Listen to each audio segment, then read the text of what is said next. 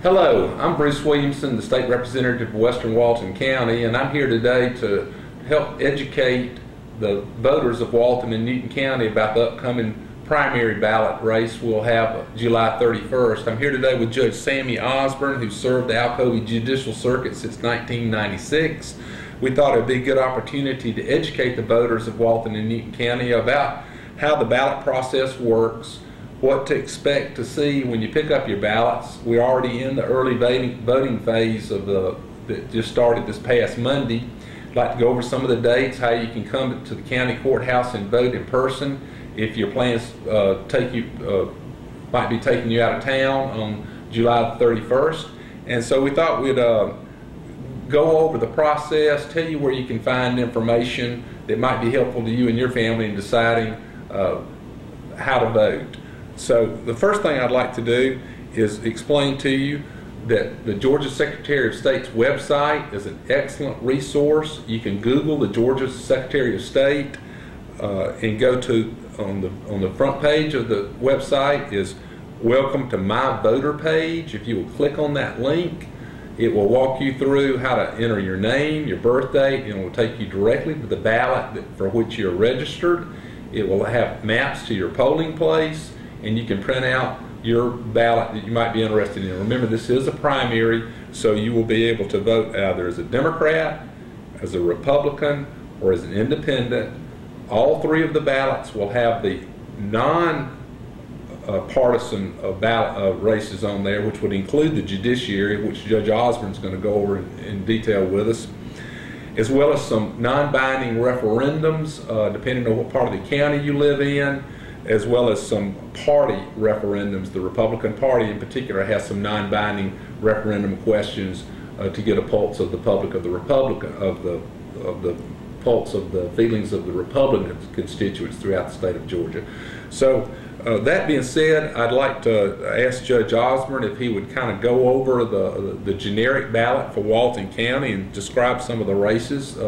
Most of us are familiar with the fact that the Walton County Board of Commissioners has a chairmanship's race. There's some district races, but some of what many people refer to as the down ballot races get a little bit confusing when we walk in the polling place. So we thought it'd be a good opportunity to educate the voters. So Judge Osborne, if you can kind of walk us through that, we'd appreciate your help in guiding us through this process. All right, thank you, Bruce. As Bruce indicated, when you go to vote, I think now, of course, you'll need to have some type of identification, a driver's license or something with a photo ID, and you'll need to declare whether you wish to vote independent, as a Democrat, or as a Republican. And on each one of these, there will be, first of all, nonpartisan judicial races. These are races involving the Georgia Supreme Court, the Georgia Court of Appeals, and the Superior Court here in the Alcovy Circuit. And as Bruce indicated, the Alcovy Circuit consists of Newton and Walton counties, and the Superior Court judges in those counties. There are 5 of us. We sit equally in both counties, and I'll talk to you about the different types of courts in just a moment, what their jurisdictions are, what the matters that they handle, and so forth. On the ballot, you will see, first of all, these nonpartisan races, and there will also be the T-splost vote on there as well. That will be on both ballots. And in that involves the 1% tax for a period of 10 years to deal with transportation issues, and you'll vote yes or no on that. Now, the City of Social Circle has certain questions that are on here as well that will deal with voters there about the sale of alcohol by the drink, and also the sale of alcohol package sales, that is, on Sundays. But you will have a number of other races depending on whether you vote as a Democrat or as a Republican. Now, I have the Walton County Republican ballot here in front of me, and there are some contested races there as well. In looking over these, the first one deals with Public Service Commissioner. There are choices there, and for the House of Representatives between Paul Brown and Stephen Simpson. There's also the vote that you'll have to have for the senator from the 25th district, and Senator Cowsick from the 46th did not have opposition, and also from the 114th district in the House and the House of Representatives, there's opposition there that would have to be voted on between Tom Kirby and Rod Upton, and of course Bruce here did not have opposition. Generally, that is... And Judge, I believe I said in my opening remarks, I represent Western Walton County. I represent Eastern Walton County, so my apologies to my constituents. I understand. But in a nutshell, that is the Republican ballot. Now, on the ballot for the Democratic Party, there's a choice there. Well, I think for the districts, for state senator and for county commissioner, there's no opposition, but there are some Democratic Party questions involving issues about whether the Constitution should be amended to allow the state to override locally elected school board decisions when it comes to the creation of charter schools. Some non-binding questions in here, and there are another 3 or 4 there, and then it goes into the nonpartisan judicial races that I told you about, the T-splost vote, and then for the social circle voters as well. So that is a very general description of what will be on the ballot that you'll have to decide when you go to exercise your right to vote. And as Bruce indicated, early voting is already in effect. Even if you're not going to be out of town, you just want to vote early, you can go and do that now. And then the regular election will be on July the 31st. So that is a nutshell summary of what will be on the ballot when you go to vote, whether you vote early or whether you go on the 31st.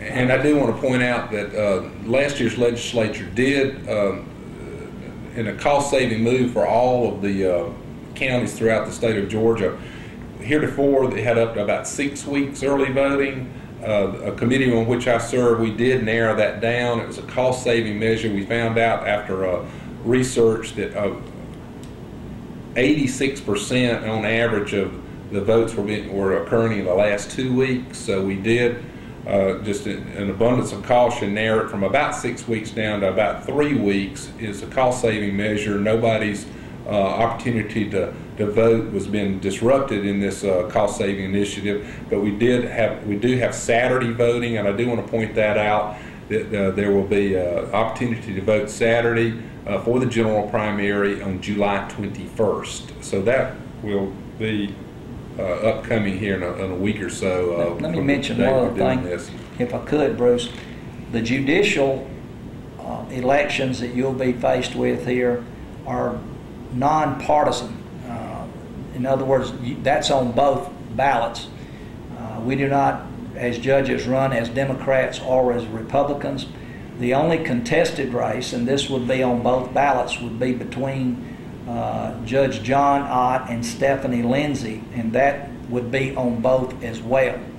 So I just wanted to mention that judges do not run partisan races, but they will be on both ballots, and that will be both for the Supreme Court, the Court of Appeals, and for the Superior Court judgeships. And all 5 Superior Court judges are up for election at this time, but with that one contested race that I thought I would mention.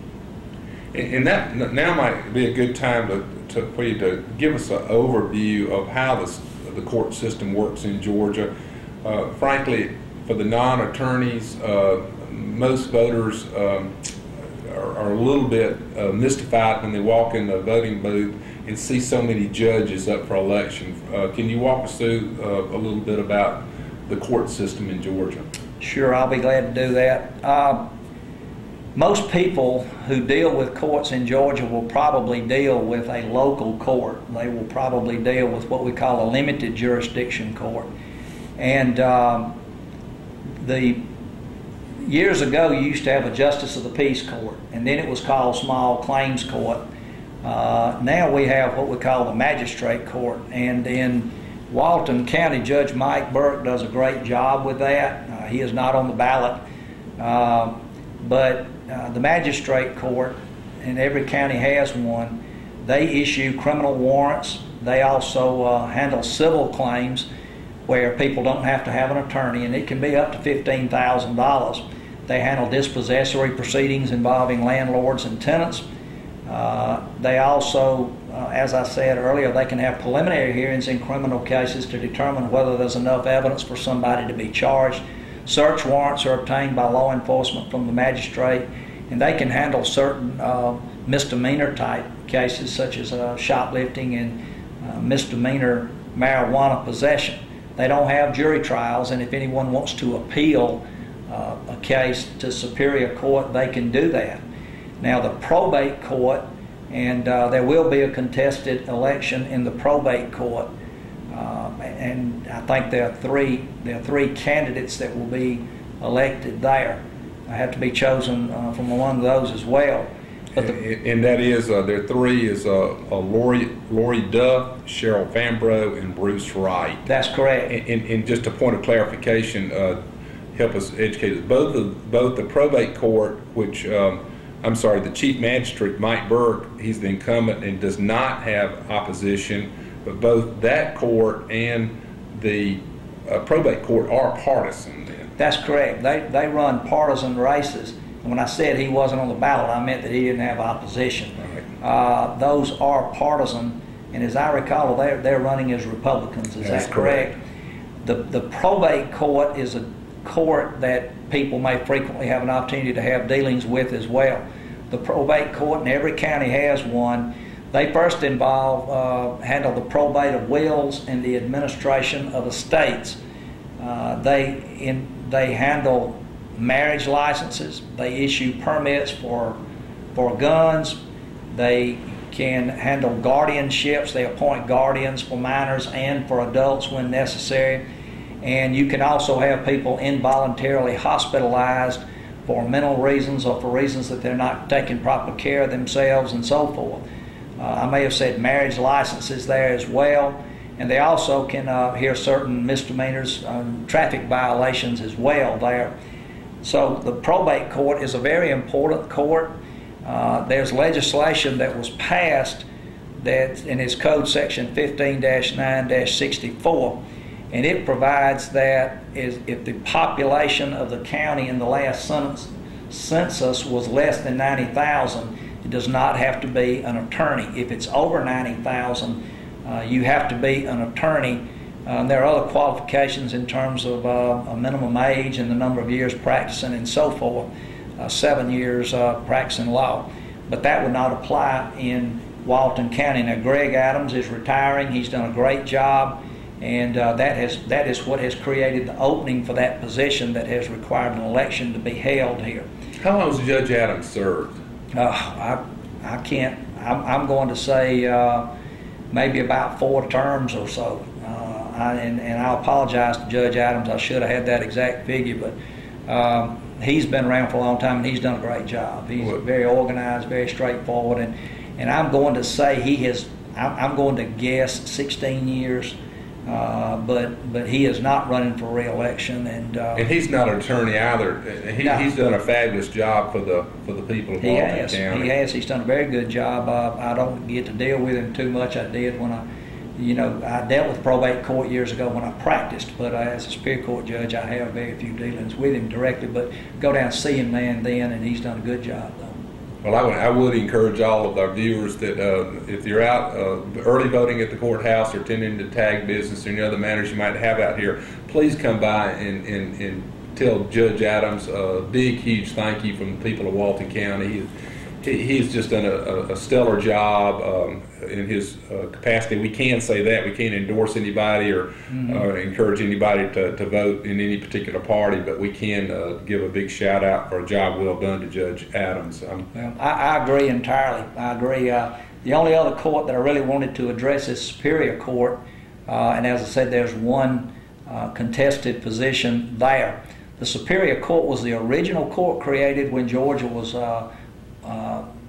went from being just a colony to being a state.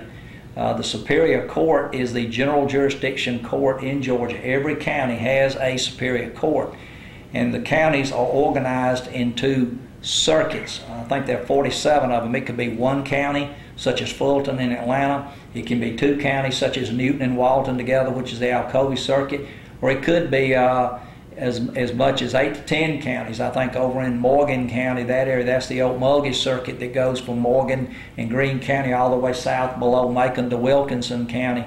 And the judges of the Superior Courts sit in all of those counties. That is the only court that we have in these 2 counties in which jury trials can be held. We try everything from felonies, misdemeanors, but also civil matters. We have exclusive jurisdiction over divorces, personal injury cases, equity, land title disputes, and we serve 4-year terms. We are elected just as the Court of Appeals and the Supreme Court are elected, and locally for the Probate Court and magistrate as well. But we stay very busy, and people always have a lot of questions specifically about the court, but we stay very busy. We have a number of other matters that we deal with. The chief judge has to appoint certain people to be on boards and this type of thing, but in a nutshell, that is the general jurisdiction court. We handle equity cases, injunctions, things of that nature. I want to mention one good source of information for the public that's available for finding out about not just judges and positions, but court cases, court calendars, and so forth.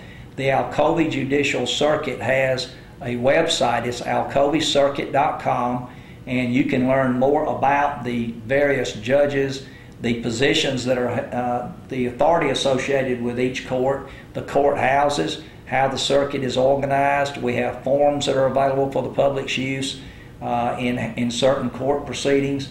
There are other courts mentioned in there, and I haven't mentioned Stan Reimer with juvenile court.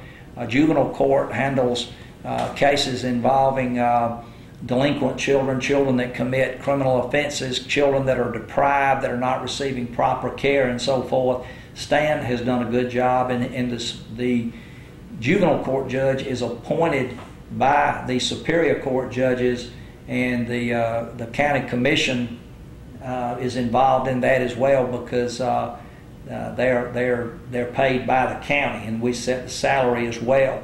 But that is not an elected position. But that is one great source of information, the circuit website. There's also written material that's available, and it's free. First of all, there are pamphlets here. It says Your Guide to Georgia Courts. Not a lot of pictures in it, but it has a graph here showing how the different courts are related to each other, which ones have jurisdiction over appeals from the other courts. And it takes each court here and breaks down the jurisdiction of each court. These are free, and I have them at my office. I'll give you a little bit more information about them in just a minute. We also have another one here that's for school-age children. It says Georgia's court system. It takes every level of courts. It explains how they fit together, what the courts do, and it's very colorful. Kids like that. It breaks down the whole state into the circuits, and as you can see, there are various size ones and shaped ones in the state, and it has pictures of the members of the Georgia Supreme Court here. It describes who swears judges in, and it's a great thing here that I make available to school children as well.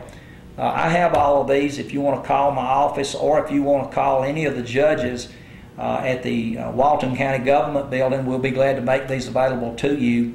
And I also try to make them available to all the schools. I try to meet with the principals at the beginning of each school year. But these are available for your civic groups or for your use personally, and it's free. That's the good thing about it. So I thought I would let y'all know that those are available as well as the alcovycircuit.com website.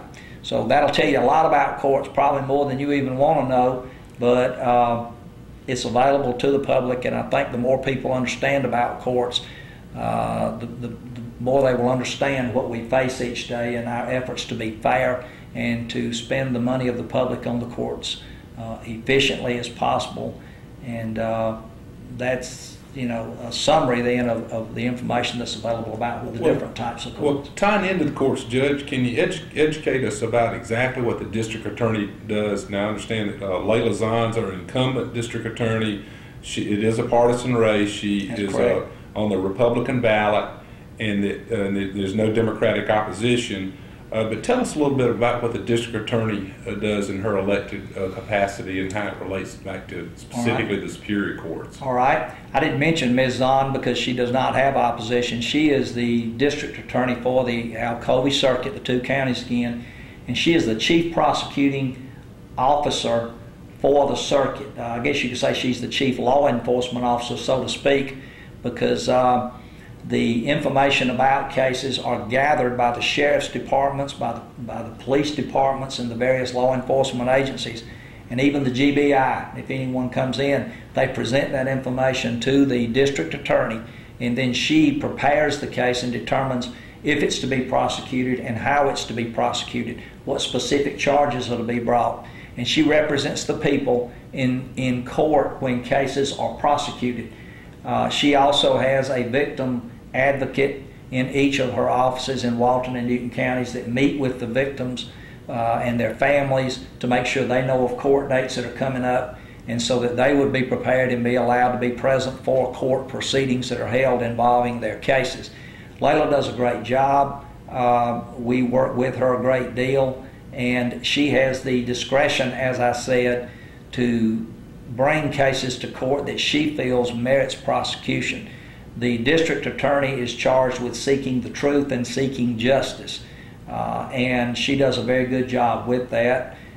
And I assume she works very closely with Joe Chapman in the sheriff's office. She does. She works closely with all law enforcement. Sometimes they need to call her for assistance in obtaining search warrants, in how to conduct certain investigations, to give her the information she needs to be able to prosecute a case. So she works closely with Sheriff Chapman and with the various police departments. And as I said, even if the GBI has a case in Newton or Walton counties, they gather the information and come to her and present it to her to prepare it for prosecution. Now, the GBI normally comes in only if they're invited. They don't just roam the state looking for things to investigate, but if they're invited in to assist with an investigation, for example, if an officer is charged with a crime, they'll usually bring the GBI in to investigate it, to have a neutral government agency instead of a sheriff's department investigating itself if that were to happen. But they would work with her as well. So she does a great job. We work with her a lot in the criminal side, and then the circuit also has a public defender, Anthony Carter. Anthony is not elected. He is appointed to serve in that position, but then his office is the public defender's office. He has one in Newton County and one for Walton, but he's the public defender for the circuit, and they provide defense to those that qualify to have an attorney appointed for them. So Anthony does a good job as well, and we work with him as his office represents people who need a defense and cannot afford it and qualify to have someone appointed. And so we usually deal with those two, of course, any other privately retained attorneys to defend cases in criminal court. And we touched on Sheriff Joe Chapman is up for re-election. He too is an incumbent, served several terms now, and has no challenger for his seat. The clerk of the Superior Court, Kathy Trost, is also an unchallenged incumbent. Mm-hmm. Can you tell us a little bit about what Kathy does as the clerk of the court? The clerk of court, and the clerks are covered here in some of the guidance information here that we have, and she's also on the website. She has a myriad of duties to keep up with records and all the files of all the court cases, indictments that are filed that are criminal cases that are brought by the grand jury. She has to keep up with all the records, the deed records, just a number of administrative duties that are associated with the operation of the court system as far as Superior Court. There are also other duties that she has been given by the General Assembly over time, such as handling passports. You can apply for a passport at her office without having to go to Atlanta, and then they take the necessary fees and send that through, working with the federal government. But she has a very important job. She does a very good job as well. And all the various people that work in her office, they're in attendance for all our court proceedings, and we depend on her to keep up with everything. And if we need a file or need something from a file, or if it's filed in court, they have to take care of all of that. a lot of administrative duties, a lot of organizational skills enter into that, and we're very pleased. She does a real good job. Well, we're grateful for her service, and we'd be remiss if we didn't go down through some of these other races. Again, I believe we might have mentioned the tax commissioner. We have a retiring incumbent there, and Deary Boyd and Robert Hawk are both stepping up. Patricia Malcolm has served several terms in that capacity, has done a stellar job for the citizens of Walton County. Surveyor, which an old childhood friend of mine, Gerald Batsler, is the incumbent, a Republican candidate for that position without any opposition. I quite frankly have never quite figured out why we have an elected surveyor, although I'm sure Gerald does a great job. Do you have any insight on that particular Well, race? there are certain times that he may have to come in and perform a surveying duty on behalf of the county. Sometimes the county surveyor is brought in certain legal disputes that involve the determination of a boundary line of property. There are rare judicial proceedings that can be filed to establish the line that is disputed between properties, and the county surveyor can come in those situations, listen to both sides, and prepare something to submit to the judge to make the final order of the court if the judge approves it after a hearing. But the county surveyor does not do as much as maybe they did in years past. But it is a position that is called upon from time to time to perform duties like that and to be available to assist the county with its surveying needs in individual cases. Now, I'm not sure if he surveys roads and things of that nature. Usually engineers are involved in that, but just from my practice of law, I remember using the county surveyor for those purposes on some occasions. Well, let's talk about the coroner and the duties of the coroner's office. The coroner, that's a very interesting position because the coroner, first of all, has to investigate and determine the exact cause of deaths, and especially if there's a death that occurs under mysterious circumstances, they can actually conduct an investigation and they can have a coroner's jury. That has not been done. I remember one about 25 years ago when a death occurred under mysterious circumstances, and that proceeding was held when John Strauss was first district attorney and Judge Ridgway was the judge, and that was, I think, in the late 70s. But the coroner typically will determine the cause of a death, and interestingly enough, the coroner, if I recall correctly, is the only person authorized by law to arrest the sheriff. And I don't think you'll ever have to worry about that, but that's an interesting old quirk in Georgia law from maybe 150 or 200 years ago, that he does have that duty if that need ever occurred. But the coroner, primarily it would be, that's why typically, a lot of times you'll have people that are involved in the funeral industry associated with it being the coroner, but they do have a staff, and they have to sometimes go to the scene of a death to gather information and are involved in the issuance of a death certificate. Insurance companies frequently need those, and to know the circumstances surrounding the death. And of course, you want to make sure there's no foul play, or if there's a need for an autopsy or something of that nature to determine if a possible crime may be involved. So they have very important duties as well. They have to be very organized and pay attention to being available for occasions when their services might be needed. And that is the contested race this year. The incumbent is Joe Page, and he's been challenged by Ted Bailey and Richard Jenkins. It'll be interesting if any of the constituents of Walton County see him and educate them about maybe the fact that they have this arcane power to arrest the sheriff in any given county. And again, not that would ever need to happen in Walton County. Right. But that's an interesting legal oddity there. We've already gone about the chief magistrate. Mike Burke is the unchallenged incumbent. The county commission chairman. Most voters in Walton County are very well aware of the fact that Chairman Kevin Little is the incumbent. He does have opposition from Commissioner Gerald Atham. The County Board of Education has a couple of races that are open. Do you have it on the county-wide ballot? What Yes.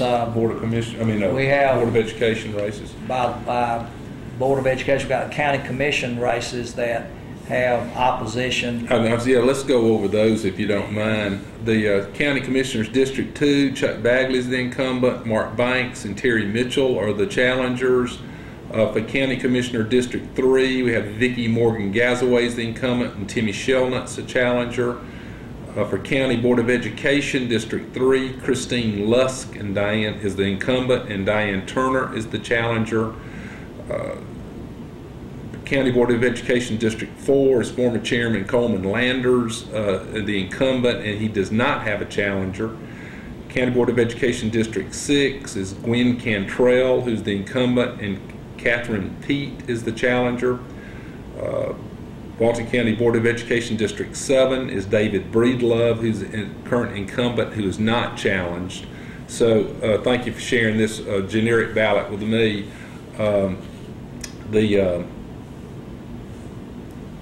And then we lead into, I believe we've gone over all the challenge races here. That's correct, and that was the Republican ballot that you were looking at. And of course, there are certain questions that are just being posed to those that would be voting in that race as well, just to get their opinion. And then it picks up with the nonpartisan races, the judicial races there, and then the splost vote, followed by the special matters that are on the ballot in social circle concerning the sale of alcohol. Well, Judge, I certainly appreciate you educating us specifically about the judiciary here in Walton, and obviously Newton County is part of the Alcova Judicial Circuit as well. I think we're blessed to have a fine judiciary here through all phases of law enforcement. I brag to our friends across the state that Walton County is a great place to work, live, and play, and certainly the fact that we have an ethical judiciary and a very competent law enforcement system over here helps play into the quality of life that we're all grateful for here in Walton County. So sort of in summary, I'd like to encourage the constituents of Walton County to remember that we're in early voting right now. You can come to the County Judicial Center and vote in person. There will be an opportunity to vote on Saturday, July the 21st. For any information, please Google the Secretary of State's website. Brian Kemp is the Secretary of State. He does an excellent job. You can go to the My Voter page and print up your specific ballot for your household. You can click on a map, so it will give you driving directions to your polling precinct. The Walton County Board of Elections website is also excellent, so you can Google the Walton County Board of Commissioners website and find the Board of Elections website, which is a link on that, and it is www.waltoncountyga.gov/elections. So in summary, I'd like to thank the producers of Walton Entertainment for this opportunity to educate the voters about our primary election on July the 31st. And if you have any questions, I'm always available as your state representative. It's Bruce Williamson. My cell phone number is 770-833-4545, or you can Google my name on the Georgia House of Representatives, and it's got all my other contact information. So thanks again for this opportunity to be of service, and again, thank you, Judge Osborne, for spending your time with us this morning. Well, I'm honored to do it, and I want to remind everybody again, if you have any questions about the courts, to please, first of all, go to alcovacircuit.com, and all the contact information for the judges is contained in that website. I want people to understand the courts. People are fascinated with the courts. All the best TV programs, the highest rated ones, involve court scenes, and people love the drama associated with courts, but unfortunately most watch Judge Judy and these things that go on TV and think that's real court. Unfortunately, that's the impression so many people have. I speak to young people and ask how many have seen it. They raise their hands, and I say, well, look, they act disappointed when they find out court's not really like that. But they understand when I talk to them about how important rights are. how important it is for people to understand the courts and to believe in them. And that's why I want people to be educated on the courts, and that's why this material is available. And if any of you are interested in receiving any of it, just call any of the judges listed on the alcovicircuit.com, and I'll make sure every judge has this, and we'll make it available to you or your civic group, your organization, or your classroom, or whoever may need it. But again, I'm honored to be on this program and to educate everybody about the courts. And if you ever have any other questions, please feel free to call. Thank you very much. Thank you, Judge.